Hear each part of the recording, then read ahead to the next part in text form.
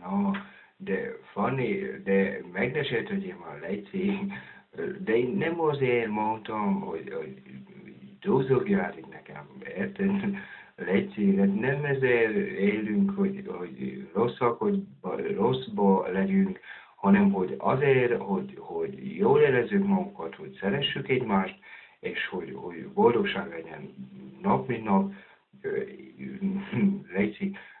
De azért nem kell besértődni, hogy megjegyeztem neked, hogy válaszoljál már az SMS-emre, érted a kis üzenetemre, amikor írok neked nappal, mert gondolok rád, mert elmegyek, keresem a pénzt, nem is azért tegyük a szívünkre a kezünket, hogy nem is olyan kevés pénzt keresek én, nekünk, érted? Amikor gondolok rád, munkában vagyok, gondolok rád, és néha úgy beleakad a kezembe a telefon, és akkor itt, no, bocsáss meg nekem, de olyankor eltölt a szerelem, mert rögtön arra gondolok, hogy te vagy az egyes számú ott benne a telefonomban, és akkor üzenni akarok neked, és megírom neked a szépségeset, a jót, és akkor várom a választ,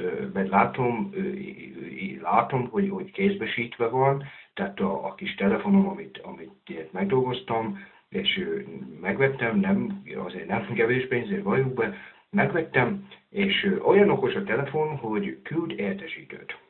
És látom, hogy az én édes egyetlen világom elolvasta, és nem válaszol.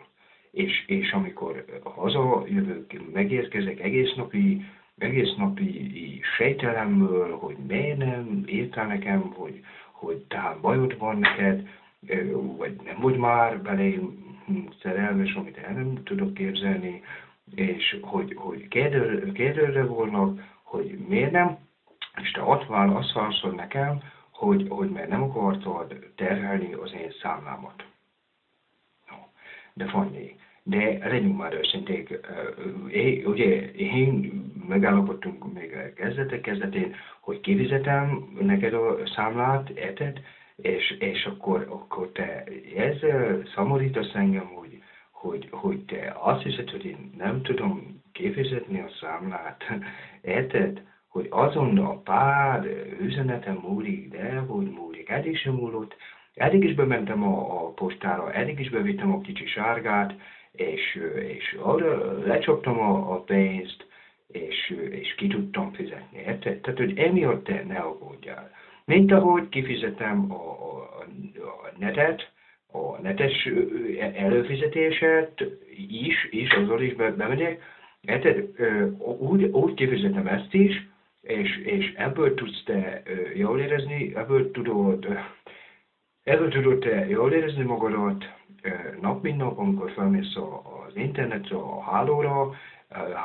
hálóra, és nyomogatod itt a gombot, hát látlak, hát nap mint nap, amikor az övőket nyomogatod ott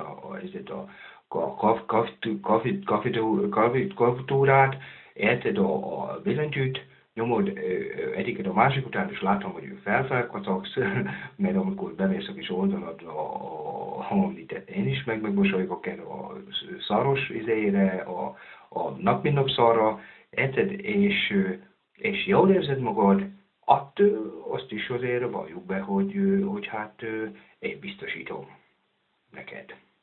Tehát, de én megteszem, tehát ez semmi baj nincs, mert szeretlek téged, nagyon imádlak, odavaló vagy a szívembe csücske, bele vagy, érted?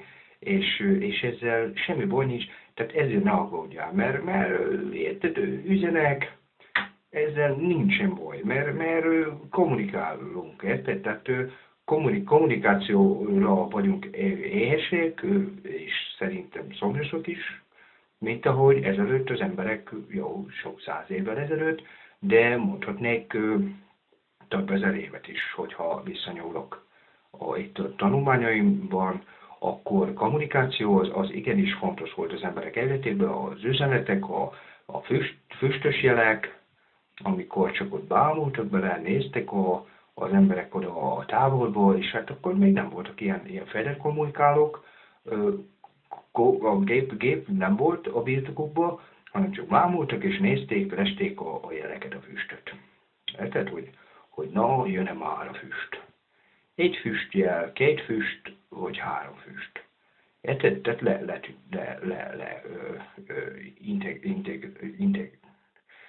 egymás között így tudták, hogy mit jelent nekik az egy füst, vagy a több füst, akkor azt így tudták, így olvastak benne, de mondhatnék tovább is, tehát ez már régebben volt, ez volt az 1100 éves, jó pár százezer éves ezelőtt, de volt például, ha visszanyúlok ide a tanulmányainkból, akkor volt ez a király, volt valami királynés, egy nő, hogy amikor az volt a furfangja ott az összeesküvéses emberek számára, hogy nem raktak bele az üzenetükbe veszőt, nem, konkrétan azt hiszem, hogy egy ember volt, nem rakott bele veszőt, és ezért átverték az egész királynőt, úgy, ahogy van az egészet. Ha véletlenül fönnakadna a rostán ez az üzenet, akkor se érje volna a ház elejét.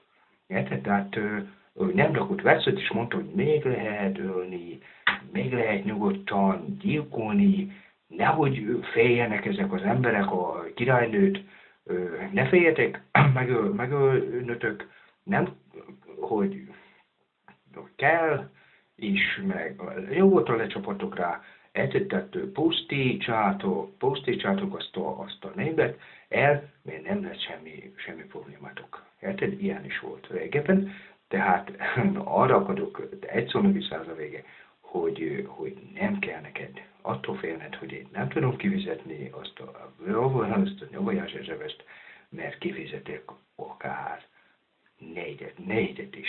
Érted? Érted? Bemegyek és kifizetem. Na, és ha eszembe jutsz, akkor hadd küldjék már neked egy SMS-t így naponta, mint nap, és válaszoljál rá ragyogóan, sugárzó lejteddel, mert szeretlek téged. Érted? No, jó, akkor ne sértődj be. Jó,